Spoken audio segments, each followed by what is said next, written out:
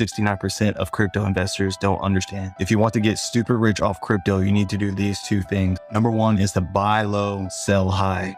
A lot of people that get into investing have this concept so ass backwards that you probably bought the top of the market and now think crypto is a scam. Now is the time to get excited about the market because asset prices are low and going lower. So you need to start dollar cost averaging. Number two is you're not going to get rich from buying Bitcoin, Ethereum, or Cardano because they already pumped. Bitcoin started as a shit coin at just 2 pennies. Even if it goes up to $1 million, that's only a 50x gain. And in crypto, 50x gain is nothing. What you should be doing is going on coinmarketcap.com and thinking about industries that can benefit from blockchain. Go to those categories and filter out the coins that have a $10 to $100 million market cap. After that, start digging through those projects, look at the websites, look at the teams building them, look at their roadmaps, etc. If it looks good to you, start dollar cost averaging into those projects. If you start doing this now, when we're at the peak of the next bull market, you'll be thanking me because I just taught you what 69% of crypto investors don't understand.